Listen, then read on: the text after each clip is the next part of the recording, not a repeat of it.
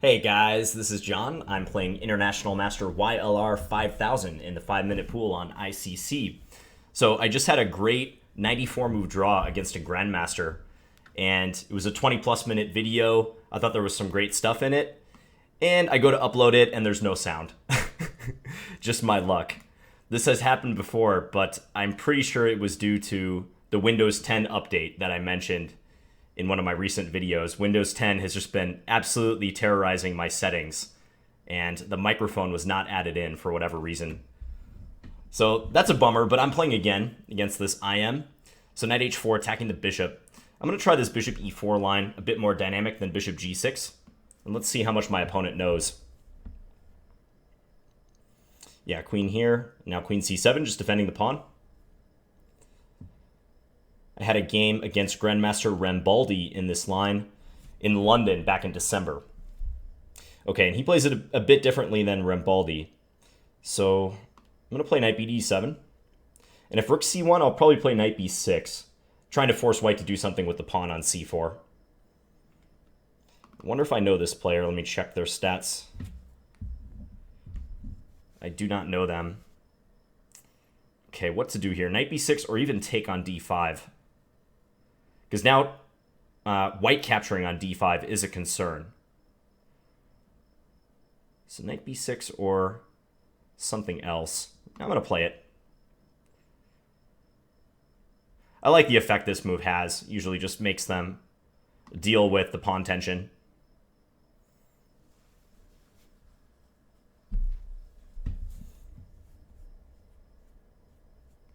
Okay, let's castle. So white is content to just let me keep my bishop for now. Now he takes. Okay. I think rook d8 is prudent here. Just so if e4 I can take and I'll be on the d4 pawn. Yeah, this looks like a good time to play this. I might want to stick the queen back on b8. That's one helpful idea in this line. Or even queen d7, because I could try to menace queen h3.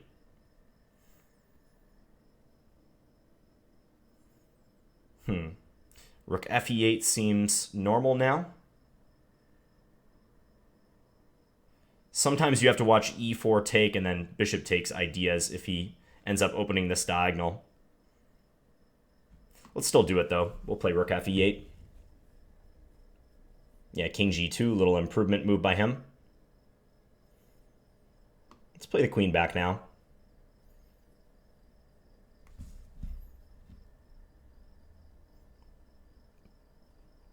Brings the rook over. I'd love to play knight c4 someday, but with his bishop and queen sitting there, that's not possible for the moment. Maybe knight c8. But I feel like he's ready to unleash e4 and attack f7 if I'm not careful. So bishop f8. What about that? Maybe I can play bishop f8. Let's do it.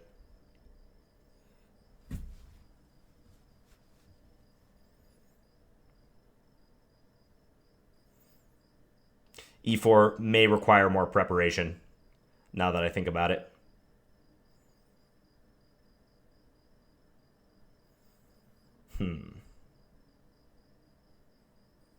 What to do for counterplay? I mean, c5? Maybe I could play c5 now. I could have played it on the last move, too. c5, pawn takes, bishop takes. Let's give it a shot. I'm threatening c4, so I think he will take. Maybe knight c4 is helpful. Like if knight b5, let's say, knight c4 is timely, I think. Yeah, let's do it. And he can't take twice because he would lose the bishop on d2. Rook takes d2 at the end of the line. So I'm striving for counterplay now. I'm also hitting e3 multiple times. Okay, he's going to take and then probably play queen c2. Yep. But now I can go a6 and maybe b5 to support the pawn. Is there anything more aggressive than that? No, I like the look of a6. I think I'll play it. Yeah, b5, let's support that pawn. So now I could at least claim that I have a healthy pawn structure on the queen side. This drops the e3 pawn, does it not? I think it does. Let's take that guy. I think he's not happy with his play because he started to move quicker than he was before. Okay, queen b6, maybe defend the rook, although he has queen f2 in that case. Knight d5, he can just take. Rook b3, maybe rook b3. Let's do that. Pressure on b2. If he plays rook e2, I think g5 could be nasty for him. Followed by knight d5, maybe?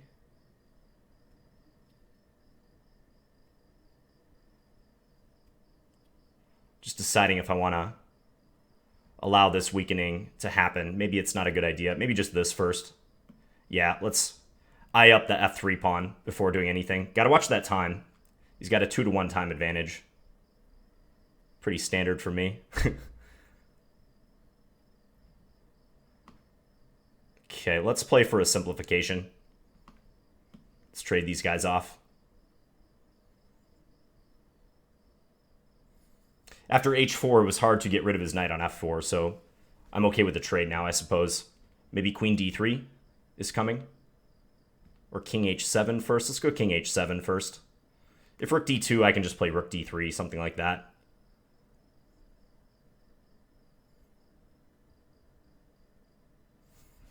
It's difficult for him to move right now.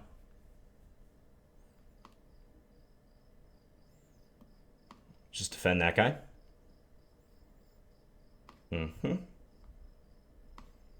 Take like that. So he's opened our king somewhat.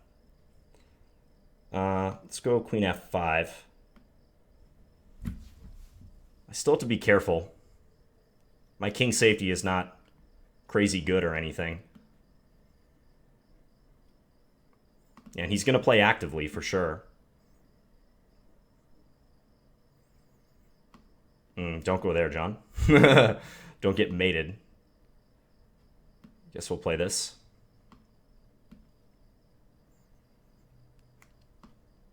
Yeah, this is annoying because now I'm having to play very carefully.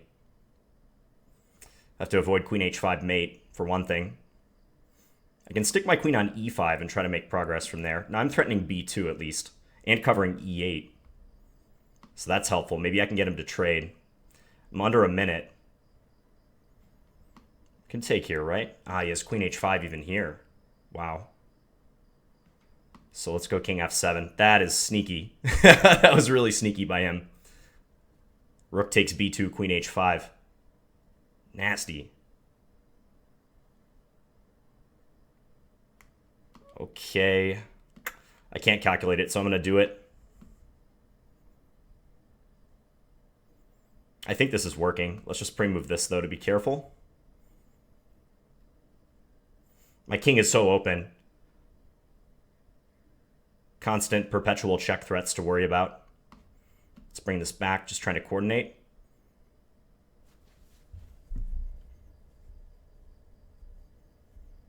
Should be a win. c3 next, I will play.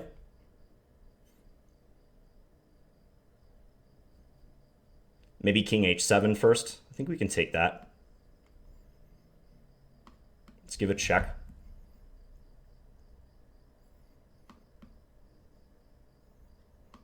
Let's push that. We're guarding e8.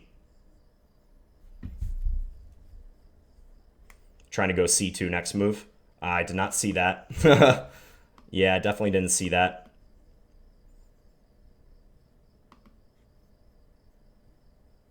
So I managed to blunder both my c and my b pawns away. Let's give it a check.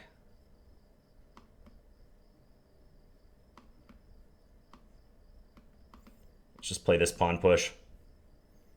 See what we can make happen here. He's got to be careful where he puts his king. I think he'll figure it out, though.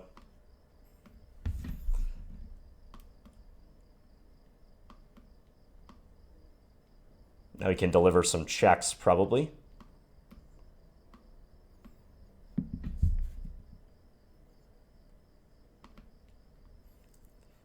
he trades, he loses. He loses the opposition there, so he can't do that.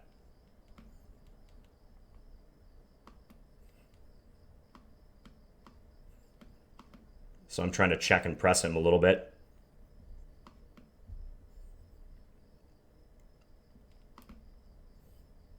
He does have to be careful.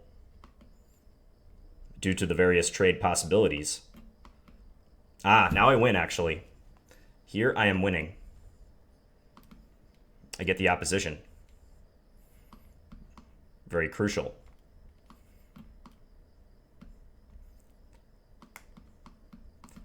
Okay, so now we're going to see if we can checkmate him.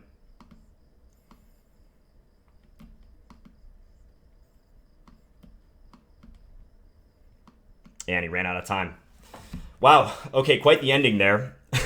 I had to grind out an endgame win. I was not optimistic after I lost my, what was it, B pawn? When I completely missed that upon c3, he can just play queen b3 check and go pick up the pawn. It should be a draw after that.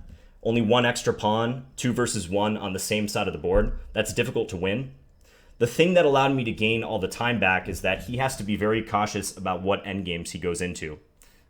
If he goes into a king and pawn versus king endgame, he has to be 100% certain that he has the opposition and a draw. But eventually I was able to trick him into trading queens with this queen g6 move. So responding to a check with a check. And that's an important endgame lesson right there. If you guys watch those 2 videos I did on the opposition a while back, several months back, I think in December-ish, maybe January, I talked about this scenario. This is a good example of distant opposition. And the rule that I gave in that video is that an opposition is present when the kings are on the same color square. There's an odd number of squares in between the kings along the file, and it's the opponent's turn to move. And the first 2 rules of that are kind of redundant. I do that on purpose because I think it makes the rule extra clear. So if the kings are on the same color square, there by necessity is going to be an odd number in between. But great example of distant opposition right here. Whoever is on move is not happy in this position. The fact that white is on move means that I will be able to outflank him and eventually advance my pawn successfully and get a queen. But if it were black to move here, it would be a draw. Or actually, no, I'm sorry. This would still be winning for black, even if it were my move, because I could play king g5, he could play king g3, and then I could play g6. For a second, I was thinking this was a draw, but this is winning even with black to move. So I'll show that when I go back through the analysis, but very instructive how this one played out. So after he plays king f2, I just played king h5 because I still want to outflank. And if he cuts over to the g file, like g2 or g3, I have a corresponding square to take the opposition again. So either g4 or g5. So, okay, let's go back and have a look at this. So we had a Slav. This is a position I played many times, so knight h4 attacking the bishop. I played bishop e4. This is more dynamic than bishop g6, which I've also played a lot. Bishop g4 I think is a bit dubious, so I don't dabble in that move. Basically with bishop e4, you're hoping that white takes so you can recapture with the pawn, and then this knight is stranded on the side of the board. Black is actually threatening g5 here, trapping the knight. So white played f3, I played the bishop back to g6. I went and guarded the b pawn. So in this line, white grabs the bishop pair, but their structure can get a bit loose. You can see that they've already made quite a few pawn moves, especially on the king side. That does weaken some squares. If you play this line, knight b to d7 to b6 is a nice maneuver to know because that's a way you can get white to release the tension. Had I played something like castles here, well, you can fall victim to this mini idea, knight takes d5. And then the plan is queen takes d5 and white uses the pin along the c file to their advantage. If I take, there's rook takes. And I don't think there's a good move for me here other than maybe queen takes g3 check, trying to get a pawn. But even this I don't like so much. I have an isolated pawn on d5. This doesn't seem right. And also white's rook can maybe invade. So knight b6 just attacks the c4 pawn again and encourages white to take on d5. And I have another defender of that square. So white eventually takes on g6. I play my rook to d8. So rook d8 is a useful move, just getting the rook to the center, but also it ensures that if ever e4 is played, I can take and my rook will be hitting the pawn on d4. So that's important. Although I actually wonder, now that we get to this position, I wonder if rook takes d4 just backfires here in view of knight b5. And I can't take because I lose my queen. That could very well be the case. And if it is the case, that's something I must remember in this line because I get this set up a lot. So is e4 in fact possible? right here for white. I bet it's the best move. Yes. Because e4 is the program breakthrough. White wants to open the position for the two bishops. And that's the way to do it in the center. There's no other good pawn breaks at white's disposal. My d5 pawn is my furthest most pawn, so it makes sense that white would like to try to take advantage of it and offer a trade for one of white's own pawns, opening lines. Yeah, e4, and if I go down this path, knight b5 is winning the exchange. Interesting. Okay, so what do I have to do differently in this position then? The computer likes queen d8, which is another way to prevent e4, but that's not a desirable move to have to make, putting the queen on its original square and disrupting the connection between the two rooks. Let's do some research into this line. Maybe go and explore it, look up some games, see what I can find. So it looks like white had an opportunity to play e4 a bit earlier.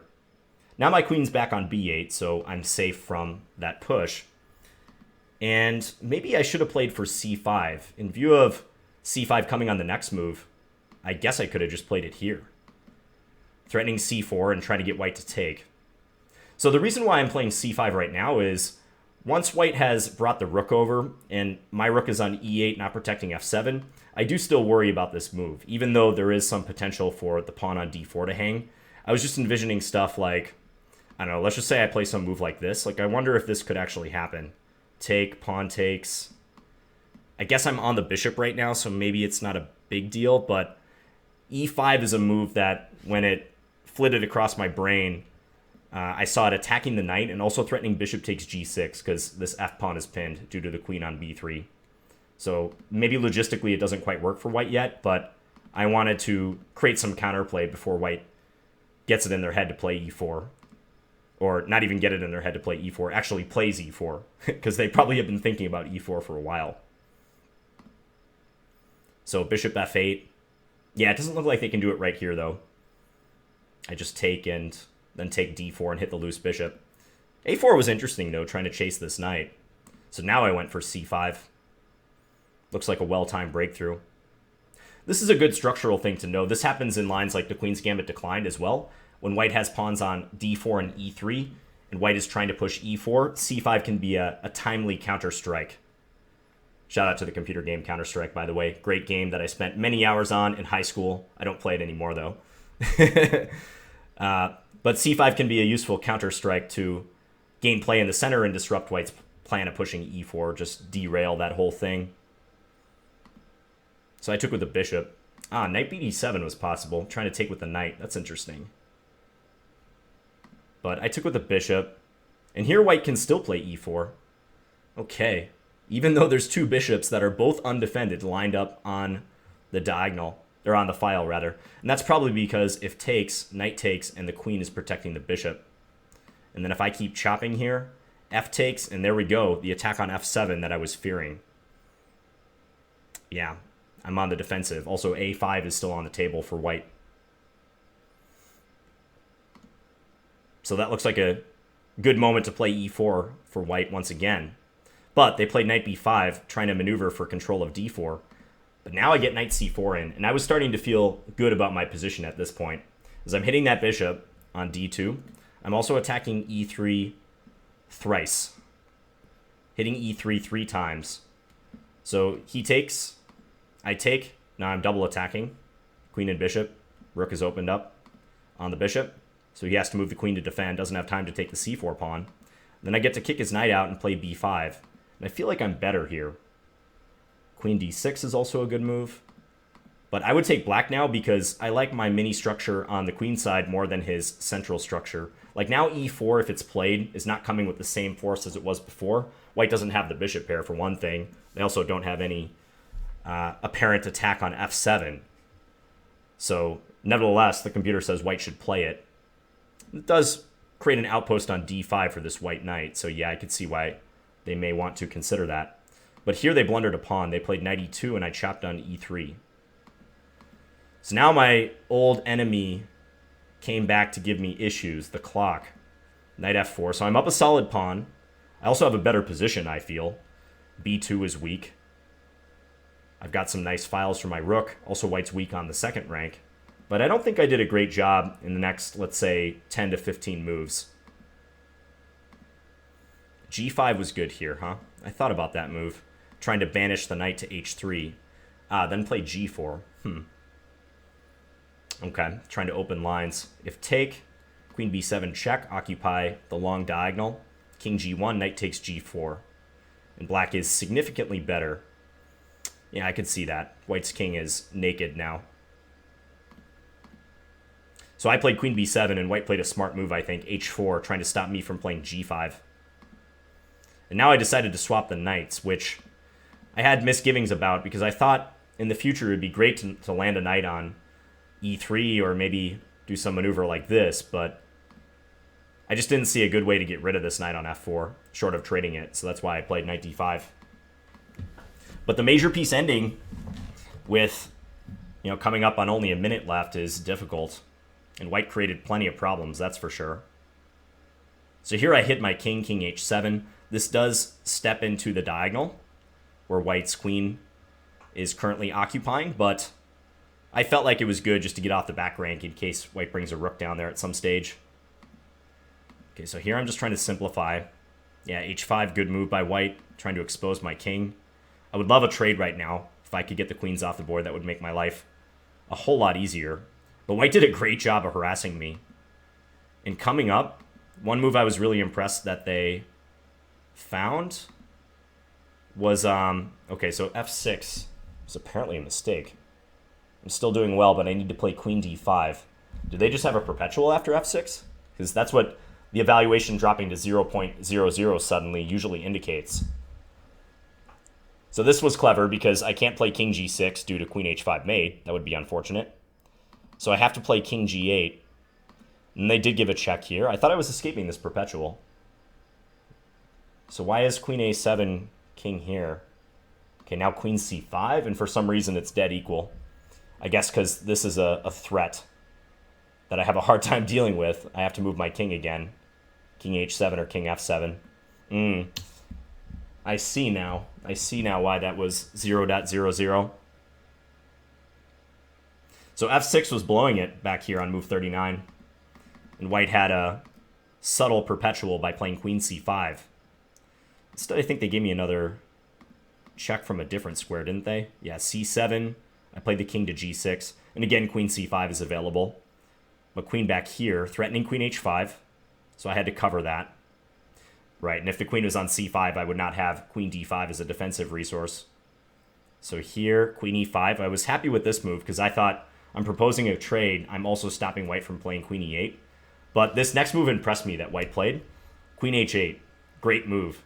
Because it would be so easy for me to just take the pawn here and then immediately lose on Queen H5 again. This time not with checkmate, but forcing me to take and then taking again with check. And then I lose the rook.